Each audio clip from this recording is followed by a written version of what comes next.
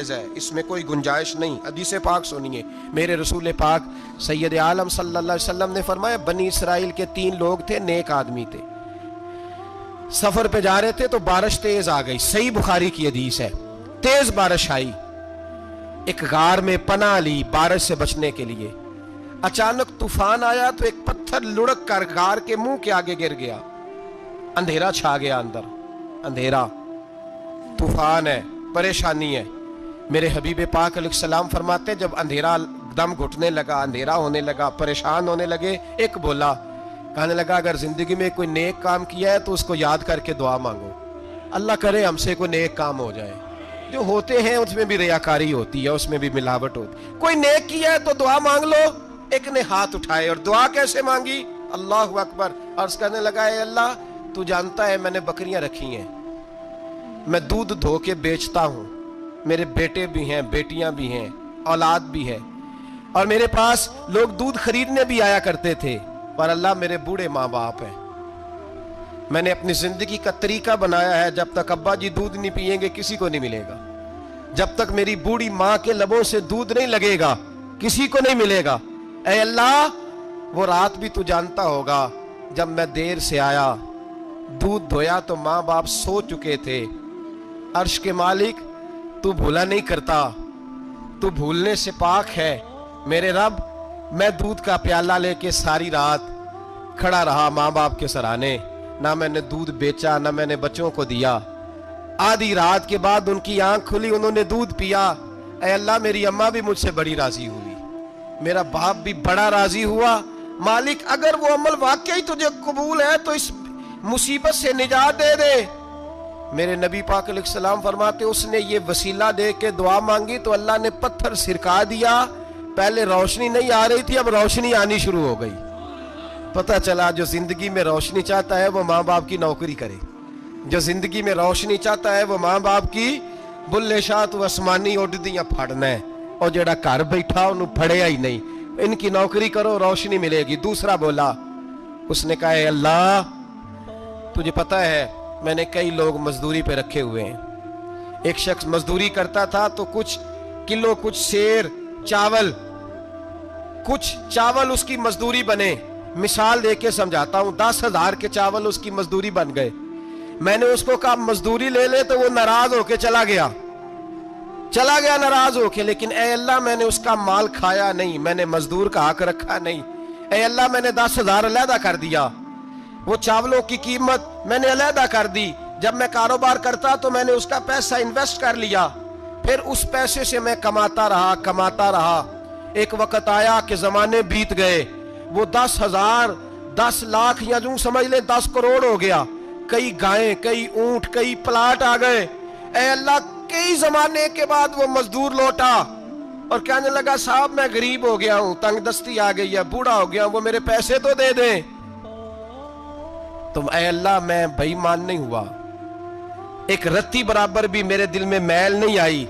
میں نے کہا یہ اتنی درجن گائیں تیری، یہ اونٹ تیرے، یہ پلاٹ تیرے، وہ کہنے لگا تو مجھ سے مذاق کرتا ہے، میرے تو تھوڑے سے چاول تھے، یوں سمجھ لے 10,000 کے اور اتنا کچھ، میں نے کہا وہ تیرے پیسے تو ناراض ہو کے چلا گیا، میں نے ڈھونڈا تو ملا نہیں، وہ تیرے پیسے میں نے انویسٹ کیے تو آج یہ سارا سرمایہ اسی کا ہے۔ اے اللہ وہ بوڑھا مزدور جب اتنی گائیں ملی، اتنے اونٹ ملے، اتنے اسے پلاٹ ملے تو وہ روتا دعائیں دیتا گیا، اے اللہ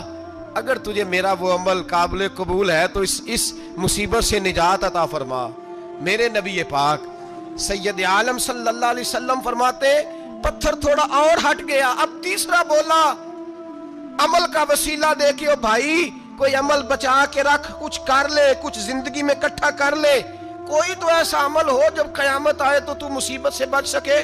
تو قبر میں مصیبت سے بچ سکے، تو دنیا میں مصیبت سے بچ سکے۔ میرے رسول پاک سید عالم صلی اللہ علیہ وسلم فرماتے تیسرا بولا، کہنے لگا اے اللہ تو جانتا ہے میں جوان، میں رانا، میں حسین،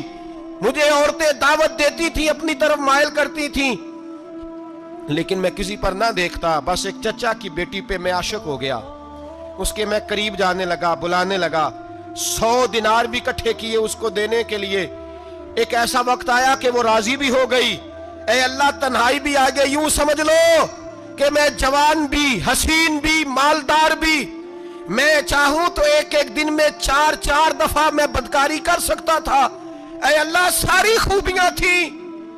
وہ بی بی میرے پاس آئی, کمرہ تنہائی, کوئی دیکھنے والا نہیں تھا. جب میں اس کے قریب جانے لگا تو وہ عورت کہنے لگی تو رب سے ڈر جا, رب سے ڈر جا, رب سے ڈر جا. اے اللہ طاقت بھی, جوانی بھی, حسن بھی, مال بھی, میں سب کچھ کر سکتا تھا پر تیری لیے. اور اگر مسلمان ہوگا تو کہے گا اے اللہ تیرے رسول کے لیے, اے اللہ مدینے والے چاند کی بات مان کے, اے اللہ آمینہ کے معصوم کی بات مان کے, اے اللہ جناب فاطمہ الزہرا کے ابا کی بات مان کے میں نے اپنے نفس کی خواہش کو کچلا, اور کچل کر کے میں نے وہ گناہ نہیں کیا, اس کو آزاد کر دیا. اگر وہ عمل تیری بارگاہ میں قبول ہے تو نجات دے دے. میرے نبی پاک فرماتے ہیں بس دعا ختم ہوئی تو اللہ نے پہاڑ دور پھینک دیا,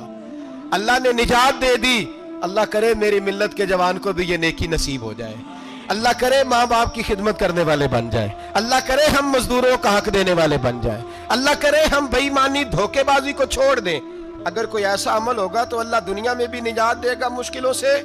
قبر میں بھی اللہ نجات عطا فرمائے گا, قیامت میں بھی اللہ. عمل کا وسیلہ دینا رب کی بارگاہ میں جائز ہے. بولیے اللہ کے ناموں کا وسیلہ دینا جائز ہے. کوئی بھی عبادت اگر خلوص کے ساتھ کی جائے, میرے نبی پاک نے فرمایا فرض نماز پڑھ کے تو جو دعا بھی مانگے گا رب تیری قبول فرما لے گا. فرض نماز پڑھ کے تو 2 دعا بھی مانگے گا اللہ تیری. اس کا مطلب ہے اعمال کی برکت سے اللہ دعائیں قبول کرتا ہے. اللہ دعائیں قبول, بس پھر وہی دعا کرتا ہوں اللہ ہمیں خلوص والے عمل کی توفیق عطا فرما. اچھا اگر یہ والا وسیلہ جائز ہے تو بتائیے نبی پاک کا وسیلہ جائز نہیں؟ عمل میں تو کوئی کوتاہی ہو سکتی ہے لیکن حضور کی وجاہت میں کوئی کوتاہی ہو سکتی, نبی پاک کی رحمت میں کوئی کمی ہو سکتی.